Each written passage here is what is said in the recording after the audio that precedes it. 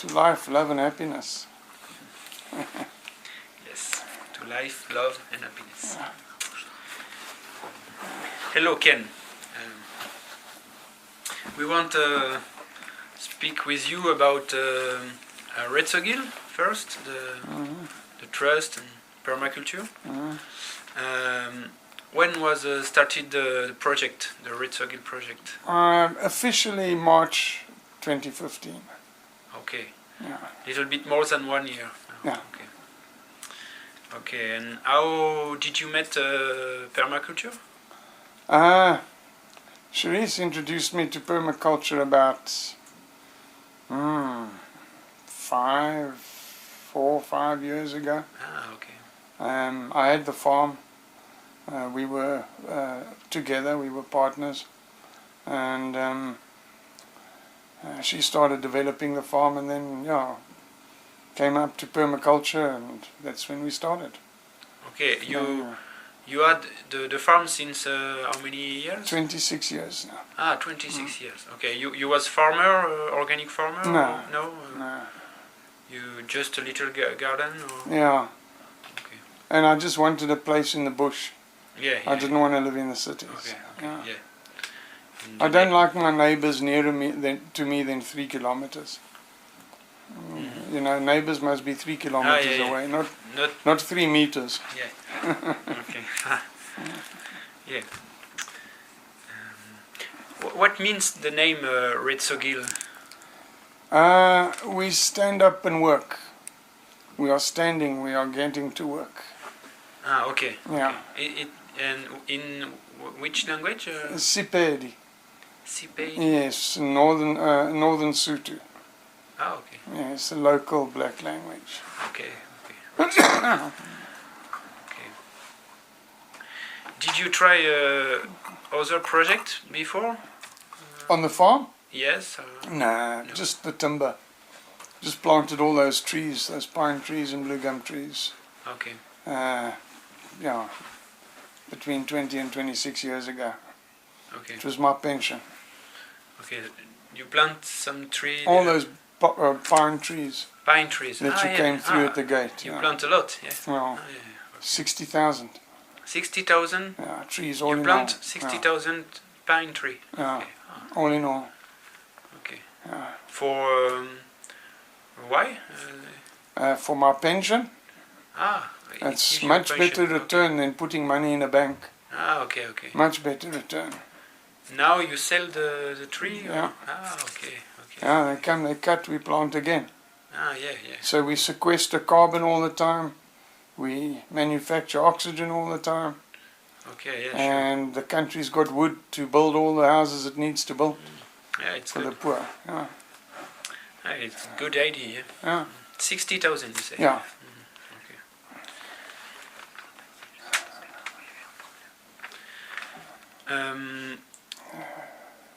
Did you start the project with other people? There is a collaboration with... No. First what happened was Charisse started the first food forest. Okay. Here. Yeah. Yeah, actually out there. Okay. And then I started getting ill.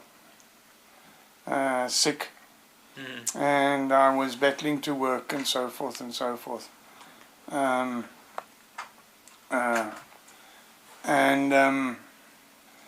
Charisse and I parted ways, and nothing really happened after that.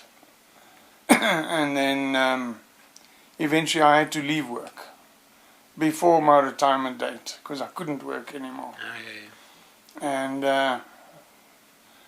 then my daughter moved here to come and look after me, and so she got going again because she didn't work, so she could plant vegetables and make gardens and all that, so that the farm could pay for itself, because now I wasn't working anymore. So we needed to pay these people that work here. And then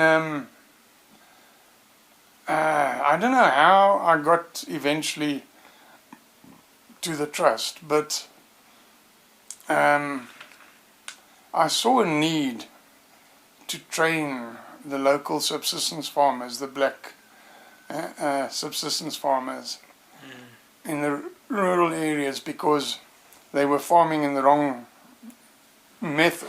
Yeah. And they were killing the soil and not getting good crops. The crops were less and less and less as the years went by.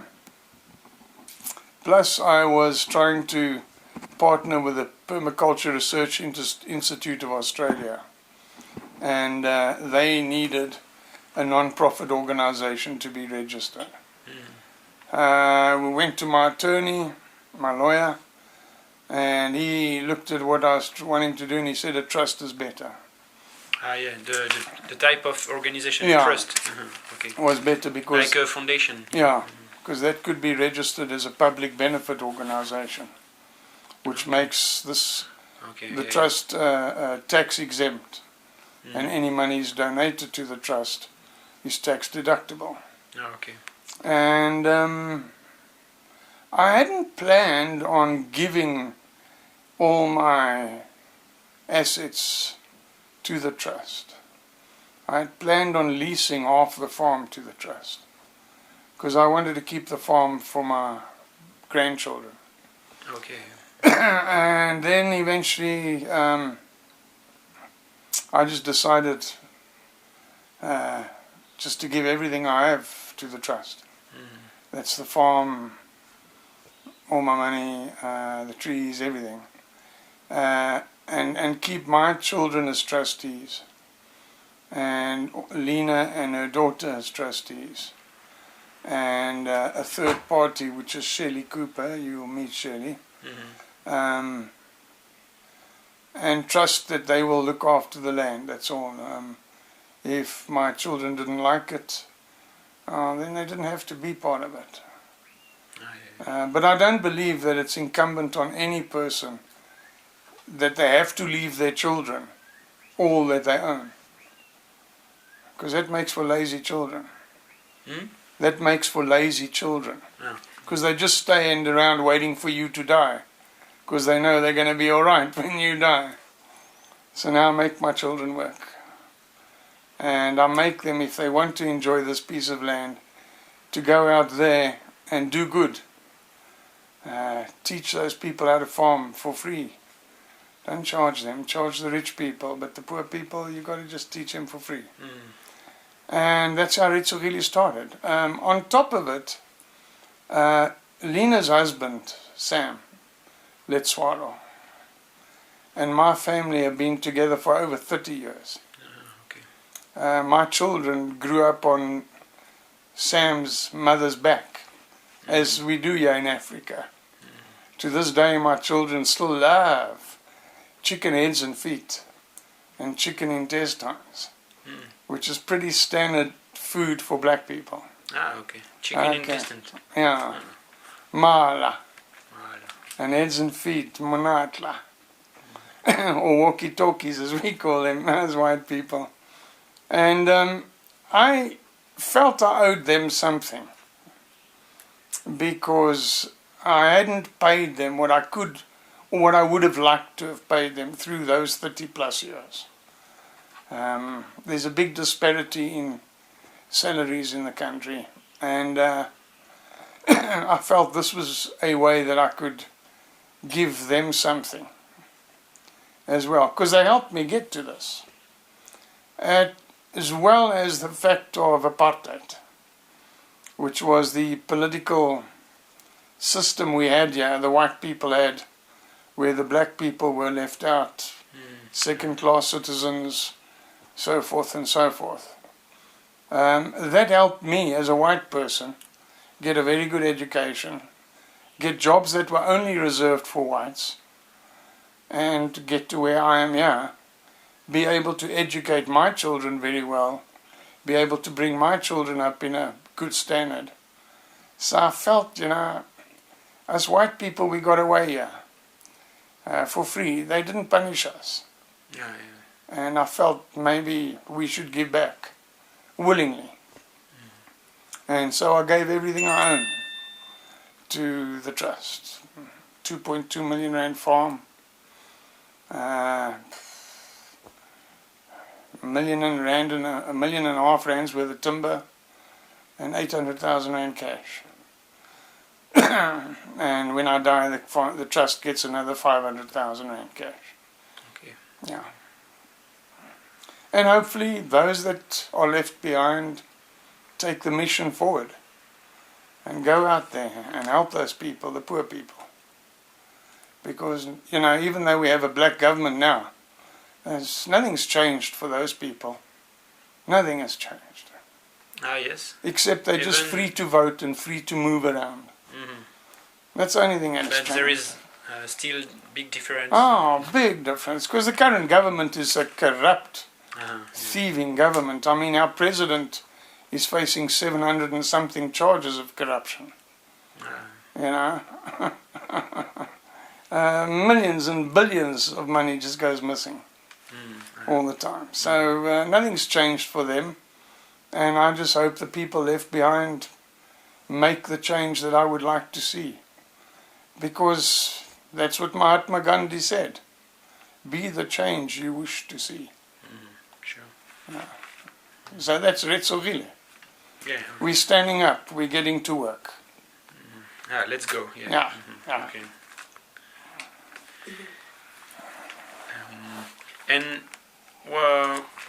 what is the future of Retsogile? You know, if there is a project or to... Yeah, there's lots of projects. There's lots of grants, climate change adaptation grants that government gives, that United Nations gives. We also, being a public benefit organization, we can go to the major corporates, the mining companies, the breweries, and ask them for some money. And that money must be used to train the poor farmer and to help him repair his land. Because they don't have soil anymore, they just got sand. So we need to create soil, we need to redesign their lands for them. Water harvesting features, etc., etc., etc. You mean for a lot of people in this area? Yeah, for the rural, the rural poor subsistence farmer. Okay. And you teach also a lot? For rural people? Yeah.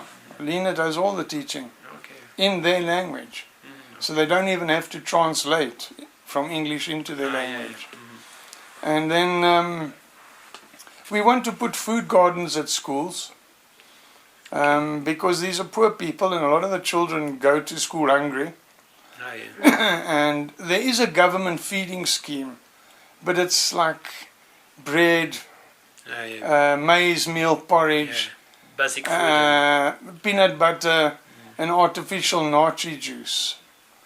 They need greens in that. And the thing about permaculture is it's not just about growing food. Okay, you must remember that. Yeah, sure. It's about a way of life. Earth care, people care, and fair share. We all, and if we put school gardens, food gardens at schools, we can start getting that into the youngsters, into the children at an early stage of their life, to care for the earth, to care for people, and to make sure we all have a fair share. Education is a very big deal. My way of brainwashing them. Society brainwashes them now. Anyway, and tells them this is right and that's wrong and this is what you do and that's what you don't do. But society, mainstream society, is just manufacturing them to become slaves to debt and to the system. We need to change the system. So putting food gardens at schools is a good time to change the system because they're still young. Plus they can appreciate now where their food comes from. Plus they can have extra nutritious food. And then the other thing I'd like to see is nursery schools, preschools for young children, small children, which are established and well equipped, so that the school has a straight feeder from a young child that was 3 years old to 6 years old in a school already, being cared for, straight into that school. That's what Retsogile is. That's what I'd like it to be.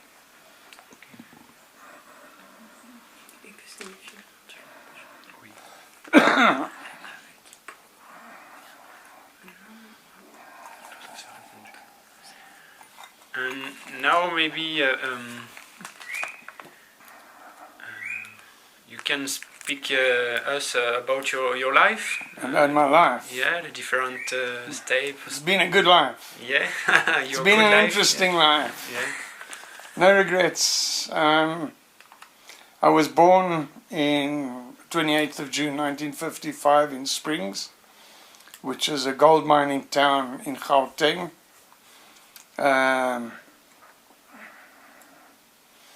We moved from there to Zululand, and from there to Penge Asbestos Mine. And that's why you see me in my condition today, Yeah. because of asbestos. You? Asbestos. Okay. Yeah, that damages the lungs. Mm-hmm. Spent most of my school years in Petersburg, which is now Polokwane, in boarding school. From standard 1 all the way to the end of school, I was in boarding school. We were the only English school north of Pretoria. So we were quite targeted by the Afrikaners, by the Boere. Because up north, yeah, these are rough Boere. So that made us aware of the differences in the whites anyway. And You mean between Afrikaners and those English. white people, English people? Afrikaners and the English. And so I was aware that there's difference. But we still lived all right because we were whites. So we participated in this phony, fake political democracy.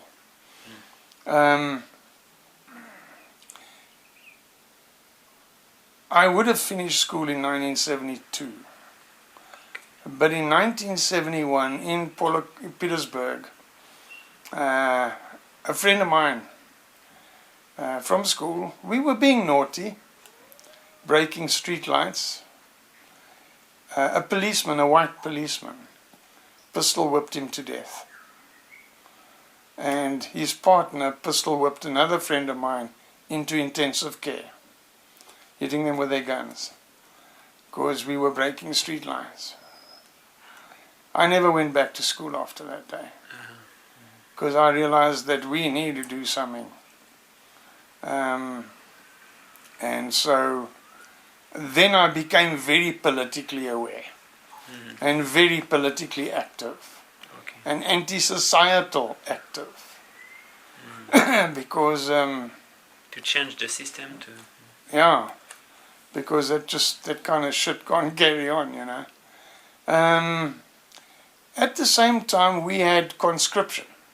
You had to go to the army, to the military, whether it be army, air force or navy, but you had to go. You didn't have a choice. There is no way to... No. In South Africa? Yeah, but I didn't. I refused. Because it was not my war. Because at that time now we were fighting what those days we called terrorists. And today Nelson Mandela is an icon internationally. No longer called a terrorist. They were not terrorists, they were just freedom fighters. And I wasn't prepared to fight my own people who justly wanted freedom. That's all they wanted. So I didn't go to the army. I paid dearly for it. And then I went to work on the mines, the gold mines. As I got older, 18 years old. And then in 1977, I was caught coming over the border from Swaziland with a cargo of weed, because I used to go to Swaziland every 6 weeks to get my next 6 weeks weed, because it was good stuff. Swaziland. Yeah, so I was caught, I was sentenced to 5 years for dealing, but I only did 2 years, and then let out on parole. And then I was back at work on the mines, and then I got married, made 2 children, beautiful children. How many times you work in the mines? 7 years. 7 years. All in all, underground. Below sea level. Ah, yeah, yeah. Sure. 28,000 feet underground. Yeah, then I got married and had 2 children. And then in 1982, a friend of mine who owned a farm just across the mountain got into financial trouble. So I took over the bond of that farm and we became 50-50 partners. Okay. And then we discovered, or a mining company discovered, black granite on the farm. Black? Granite, stone. Ah, okay. And we decided we're going to raise money and mine it ourselves. And that's where I got my first windfall to be able to put together Retsogile, because we made some good money. From black granite? Yeah. Here? Yeah. Okay. Just across the mountain. Okay. Then the partnership broke up for various reasons. And I bought this place in 1990. 1990? Yeah. And then I worked for MAN Truck and Bus, MAN Truck and Bus. Left there because in the village in Heinertsburg where you were, yeah. Food Zone, Tank Trap, wasn't there anymore. Ah, yeah. So there was just a little cafe down the bottom Mm-hmm. where you buy cigarettes, bread, milk, etc. So I rented the building and I opened up Food Zone. Ah, okay. That was me, yeah. And then in 2000 I divorced my wife for various reasons, and I gave her the business. When I went back to work. Granites? No? Ah, no, No, the Food Zone. In Yeah. Heinertsburg, okay, yeah. Yeah, we had sold already. We had sold the mine. And I went to work for a construction company. All my life I'd been in sales. And I made a change when I went to work for this construction company in Polokwane as a safety officer. And then South Africa became very aware of safety, occupational safety on the job, at the workplace. And this company didn't have anything like that. And it was a small to medium construction company. And I established the safety, health, environment department. And became the manager, obviously, because I established it. And trained 5 safety officers up. 2 white guys, 2 black guys, and a black woman. Because we needed more blacks in senior responsible positions. And then we added quality to my portfolio. So I became the check manager. And today that company gets projects of 500 million every year at least. Now it's now a big company, Okay. because it's got that department. And the record is good. And I enjoyed those 12 years at Hillary because I achieved a lot. I took a company that was pretty racist and got them to think a little bit different. And I took a company that did not give their black workers good accommodation facilities, good ablution facilities, into much better tents, into containers that had hot and cold water showers and flushing toilets and all the rest. And it was always nice to arrive on site, because the management would say, "What the fuck you want here?"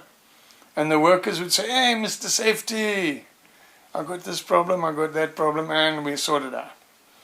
And they got safety clothing, the proper safety clothing, the proper safety work procedures and all that. And then I got sick. And 11 months before my pension day, I had to leave work. I had no choice. I couldn't anymore. And because you've got to walk a lot to inspect that everything is nice and safe. And if I'm not doing my job, someone can get hurt, someone can die. So I decided, look, I'm not doing my job no more. Taking shortcuts you see. And so I said to the boss, I have to leave. And I was pensioned off, medically pensioned off. And Pension? sent home. You get a pension? Yeah, but it wasn't much because I'd only contributed for 12 years. Yeah. So I just drew my whole pension and put it into the Retsogile Trust. And that's how Ken Strang became Retsogile. Just because I believe I have a debt to pay to my country because I'm a white man and I did score and you know, benefited from apartheid. And I have this family that has been together with me for over 30 years. I owed them something. And I just believed also the world needed a change. You know, I've just been a hippie all my life. I just made the bosses think I was a nice guy. But I've been a hippie all my life. They played games with us. You know, society plays games with us, and I played games with society. I think I won. I won that game. The games that me and society played. I think I won that game. You won. I won that game.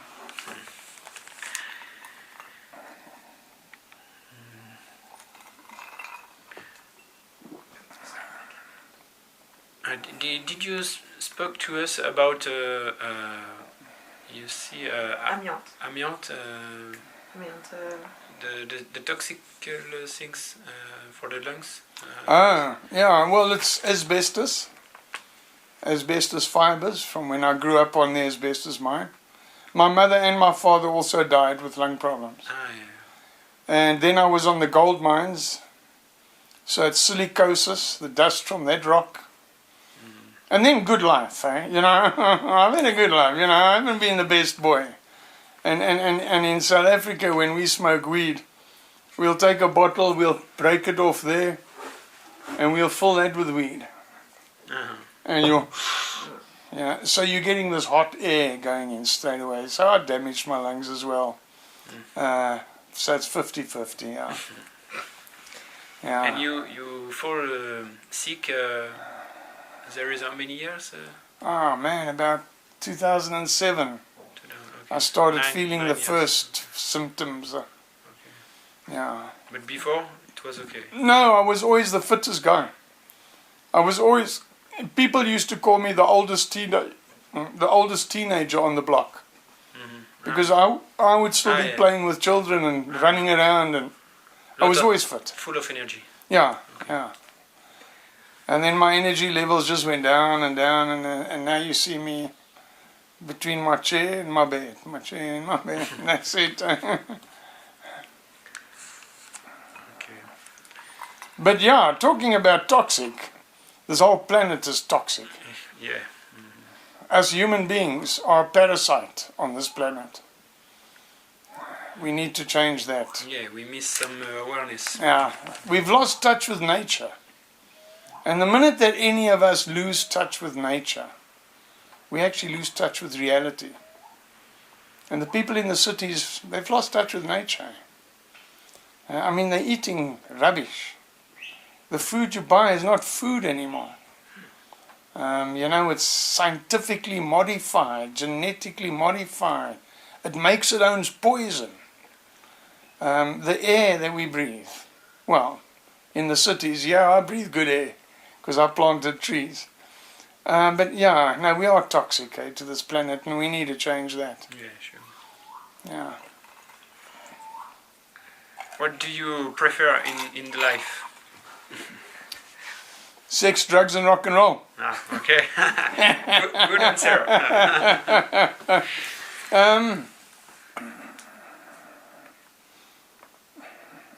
Advice I gave to my children. Question everything. Don't accept what someone tells you or what you read as the truth. Question it and research it. In any relationship, whether it be intimate or platonic or just casual, there's compassion required. There's compromise required. There's genuine concern required. You must be compatible, otherwise the relationship won't work. And yeah, so remember the 4 C's, or the 5 C's, there's another one too. I would like to see the 1%ers destroyed. You know, the Oppenheimers, the Rothschilds, the Walmart family, because these people actually own the world. The Illuminati, so to speak. I'm a social democrat. I'm not a Democrat, and I'm not a socialist. And I'm certainly not a communist. I'm a social democrat. We only need so much. You only need one car. And it doesn't have to be a 3 million rand car. You only need one home. These guys own, the 1%ers own more than the 90% of the rest of the population. And they manipulate the system to keep our to poor. keep us poor. You go to the bank today and you ask for a loan. They give you a loan. They don't even have that money. They create that money on the computer. Yeah. You get my drift? Yeah, money debt. Exactly. We need to change that shit, eh? Yeah, life, love and happiness, as I said, you know, and sex, drugs and rock and roll. And if you can put those 6 together, you know, aren't you going to be, you know, the world will be a better place, eh? And now whoever's going to watch this is going to think, what the hell? But may I have a cigarette?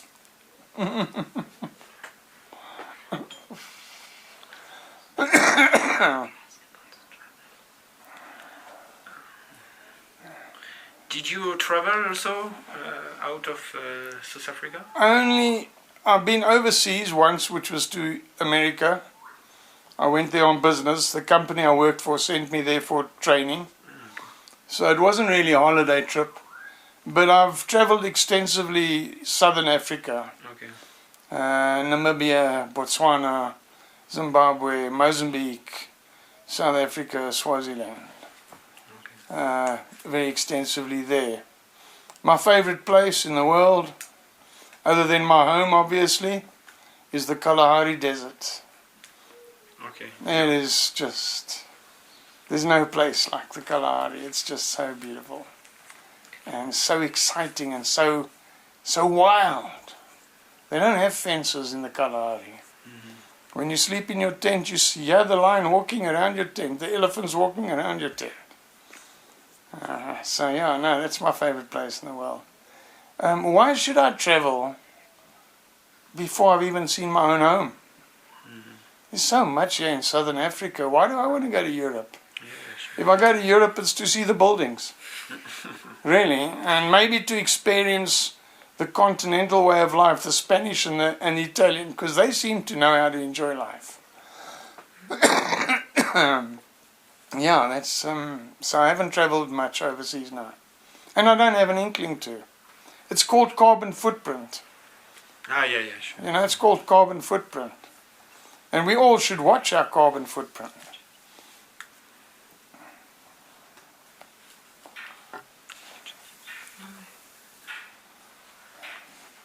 And if you want to finish by, but maybe you already did, if you want to finish by few words. Okay. If you want to finish the interview by some idea. maybe what it you was want. rock, You sex have and rock and also- roll. Yeah, that's all. You know, just enjoy life. What is And the way to enjoy life, the Dalai Lama said this.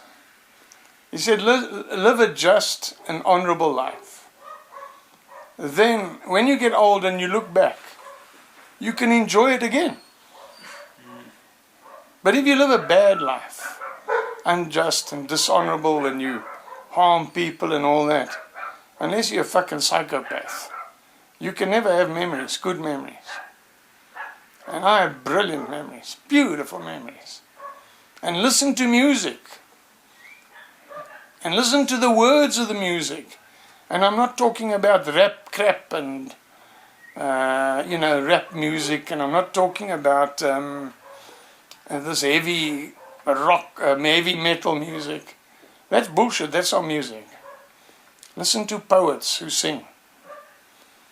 Bob Dylan's, Chris Smithers, Dire Straits, and listen to the words. They've actually got a message. Go back to the 60s and 70s music. Listen to that. They actually have a message. And try and live your life that you have no regrets. That's all. Do you believe in God? No. No, I'm an atheist. I did try. Once upon a time, my friend Zach, who you met, is a big Christian. I don't believe there's a God, because he ain't been very nice to us, allowing us to kill each other like they are. You know, the Muslims have got a God. The Jews have got a God. The Christians have got a God. This imaginary friend. My daughter, when she was 5 years old, had an imaginary friend. We kind of grow out of imaginary friends. If I'm to think of any belief system, the closest belief system to me would be the Hindu, Buddhist, satsang, the Indian belief system. You feel more near this system. Yeah, because Buddhism, it's imaginary, but they don't have this one God. They just see the sun as a God, and the rain as a God, and the earth as a God, because those are our gods. Because without those things we die. So now whose God is correct? The Muslims or the Christians? You know, whose God is correct? And then you get the Muslims fighting between each other. You get the Christians, the Catholics and the Protestants fighting between each other. I mean, you know, what does God do up there? Does he play? Is he playing this game of chess? And just fucking with the people? No, there ain't no God, No, there ain't no God. God is here. They just spelt it wrong. It's good. They forgot that O. And heaven is here. Peace of mind. And I am in heaven. I have such peace of mind. So the answer to that is no, I'm an atheist through and through. And that's it, because there's just too much proof. You know, we've been to the moon. Oh, we just passing Jupiter now, you know. I don't know where this guy is up there or wherever, but we haven't been able to find him yet. And I don't like people proclaiming they God's chosen, because that's bullshit. Who chooses? Mother Nature is our God. Look after her and she will look after us. Fuck with her like we have been, and look what's happening today with the weather patterns in this world. She's going to fuck us up. And to think that we can destroy this planet is just ridiculous. We will destroy our habitat. We will disappear. And then the planet will just repair itself and get back to normal and say, gee, I'm so glad those humans are gone. That's the way I see it. Okay, but maybe we can do something better. We can. You know, there's this picture, I've got it on my computer somewhere, where it's the drawings of the evolution from ape to Homo sapiens. And then there's one guy walking back saying, turn around, we fucked up already. And we can go back, we can change it. The problem is the 1%ers will not allow us to change it. It's going to have to be by force. It's going to have to be by force. It nearly happened with the financial crisis in America. But then what did the government do? Printed $7 billion out of fresh air and gave it to these bankers, banksters, because they're a banker, but they're like gangsters. I call them banksters. To pull themselves out of the shit because they're too big to fail. What bullshit is too big to fail? If you fail, you fail. If you fall, you fall. Sure. And if those systems, if Chase and Morgan and all those bloody Wall Street banksters had fallen, we would have been able to change the system. But they won't let us. They don't want us to change the system. Because they're all right. You know what I mean? They got the money, they got the comfort, they got everything. I wouldn't even be amazed if they don't have an escape plan off this planet. Or something. Because you cannot be blind to see what is happening on this planet. The weather patterns changing. The just disproportionate amount of wealth up here, and the rest of these people poor, and so many people starving every day. And the war. Yeah, and all these wars and that. Those wars in the Middle East, that's American manipulated. America's industry runs on a war industry. They used to make arms to fight wars. Now they make wars to sell arms. There's no doubt about that in my mind. And, the system must change. When you get to my age, are going to have some problems, bro. You got shit coming your way. I'm glad I'm out of here. I just don't want to even think about what kind of world my grandchildren grow up in. Yes. So Retsogile must now change that. And take the money. You know? We need to change the system. It's no use paying yourself 3,000% more than you pay the person that actually makes the money for you. Eventually he's going to get angry. You know, so, I don't know how we got rambling on that, but I hope that answers your question, that God is not going to save this shit. People always say, just give it in the hands of God, give it in the hands of God. Well, he's obviously washed his hands, you know what I mean? Look at the planet today. We got to do it, and it's got to change. If it doesn't change, I don't think you'll find Homo sapiens on this planet in 500 years' time. We would have been wiped out. You will wipe yourselves out. We will wipe ourselves out. No doubt about it. And, all I can say is wake up, people. Just wake up. That's what happens. But me being me, and my name being Strang, which is just one letter away from strange, the E, I say be the strange you wish to see. Let's not be conform, let's not be normal, be different.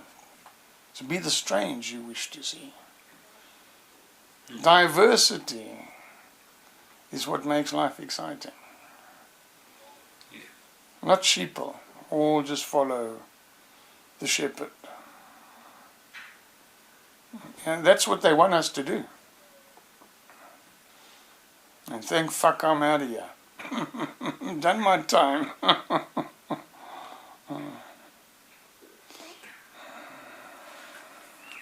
Okay, I think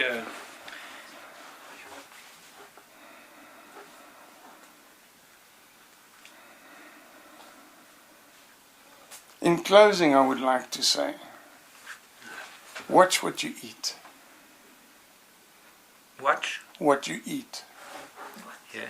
Because food is not the food that I ate when I was a youngster. Mm-hmm. Oh, yeah. Food is mass-produced, using incredible amounts of resources, poisons, etc., etc. Go natural, go organic. And that bothers me having to say that, because natural is organic. This new food we eat is the manufactured food. So why do they call that conventional farming? And now I must get a new farming method called organic. It's the other way around. It should be called unconventional farming or unnatural farming. Yeah. And yeah, grow your own if you can, and you all can. Don't grow lawns. Don't grow the nice green grass in front of your house. Put food in the ground. Only when you put these hands in the ground do you realize how natural a thing it is for us. To get in our car and go to the factory to work in the morning, that's not natural. That's manufactured. To walk out here and go milk the cow in the morning, to get your hands dirty in the ground, planting good food, planning succession planting so that you've always got good food, preserving it and that's natural. That's where we come from. Because one day when we've destroyed the last piece of land, polluted the last river, and intoxicated the last air, we're going to realize you can't eat money here. You can't eat money. Money is not the meaning of the life. Yeah. And be who you are. Don't be shy. Don't conform. Never conform. No problem with already. Nice. C'est pas dans l'interview, ça. Okay. Okay. Thank you, Ken. Thank If you. you are finished, You- thank you. Pleasure. You're welcome. Thank you very much. I hope it means something to you. And I hope someone gets the messages. Please say.